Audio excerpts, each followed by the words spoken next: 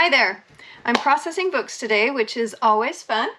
And I wanted to give you a glimpse into what that means when I say I'm processing books. So as you know, I acquired 1,400 books at an estate sale, and I'm going through those to create my own collection or my own library. And so I'm just going to show you what that process is when I go through these books. So I have a book that came out of that collection of books. This is called Forever Amber. I don't know anything about this book, but this is the process I would go through. I'd look at the book, I'd decide, do I like the dust covers? It got some cool illustrations on it. I check the publication date. I'll look inside to see what the condition of the book is. Is it a first edition? Is it a book club edition?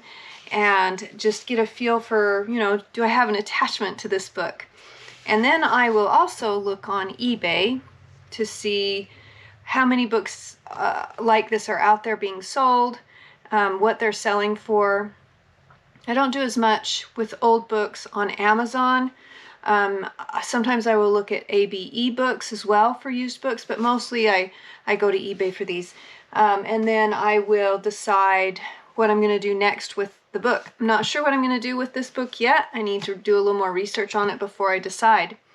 I do have a spreadsheet, so once I've done that, I'll come to my spreadsheet here and I will enter information. You can see it's just in alphabetical order, and I'm going through. I've already done several books. I have hundreds more to go.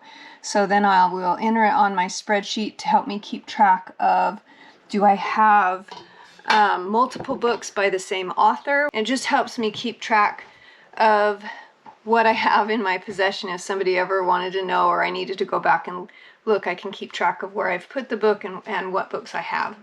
I have three basic categories of books.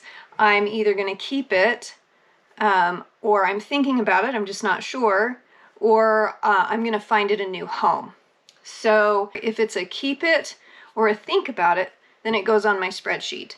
And then if it's a find it a new home, then I go ahead and I put that up on eBay under Heartbar Books, and I'll put a link in the description for that if you want to see what books are available there, and then go ahead and sell those books. Now, the reason that I would sell any of them is so that I can create that collection of exactly what I want. So basically, if I'm not attached to a book, I'm going to go ahead and sell it so that I can keep having fun buying books and getting that collection down to the books that I just love and that I am attached to. So that's why I would sell any of them, because they're all fun books. I thought it might be fun to open up a new box with you so you can kind of experience that with me as we go.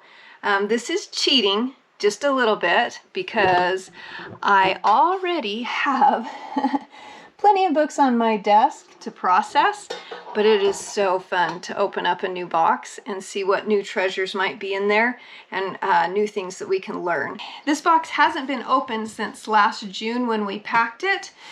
When my husband went with me to help me get all these books loaded, it would have taken days to go through and categorize books and put them in the box in any kind of order. So we just went in, and as quickly as we could, we loaded up the boxes. So I have no idea what's going on in this box, but I thought it might be fun for us to go through it together.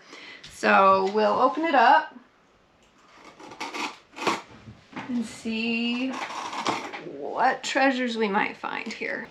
I'll give you the initial view that I'm getting. The Listening House. So there's the first one. The Lawless. Dorothea Eden. Melbury Square. The Mozart Score. The person collecting these books prior to me, the library, they loved mystery and espionage. So there's often a lot of mystery and espionage books. Now I can see down in the bottom there's a lot of diversity in the collection as well, though, and I think we're going to see that as we get down towards the bottom of the box here. These are looking older as I get a little deeper into the box. The Rebels, the Furies. These look like maybe they go together. Yeah, volume 1 and a volume 4 right there. Oh, it is. Great. Looks like a volume of books right there. multi-volume. Okay, but now it looks like we've come into an older book. This one's called Iron Man. I have no idea. It looks quite old. We'll just take a quick peek because that looks so interesting. This one, it looks like it sold for $2. It's got a $2 price listed right there. And we'll see if we can't just find a copyright real quick to show you kind of how fun this is. So that says copyright 1930, first printing January 1930, to mother and father. So I know nothing else about this book other than that seems pretty cool to me. So as we keep going through the books, Coma, Feathers in the Fire, Fairwind Home, The Spy Who Came In From the Cold. Again, like I said, they really loved mystery and espionage. Although that next one looks really interesting. Is this the greatest discovery in history? The Hollow Earth. Right? That one's going to be fun to look up and learn more about. War in the Shadows. Okay, let's do another one of these old ones. See, that is a great filling book right there. Let's see what we got. International Library of Technology. Wow. Well, let's just see how old it is really quick, just for fun. 1905. That is super cool. Beautiful book. Super pretty. That is fun. The Rector of Justice. Just the diversity. And every box is like this because the collection was 2 different spans of time. So you have the more modern books, like these, The Voyagers. It's like a romance. And then you have these beautiful old books. The Rosary. How beautiful is that? Let's see what copyright year that is. This one's a copyright 1910. Just so much to find out. I don't know a lot about this book. Haven't read The Rosary before, but a beautiful book. I have a hard time not keeping these that are just old and beautiful like that. All right, the last few in our box. The Twin Serpents. And then this looks like another volume 3 in that series that we've been pulling out along the way. And the last one, Droll Stories.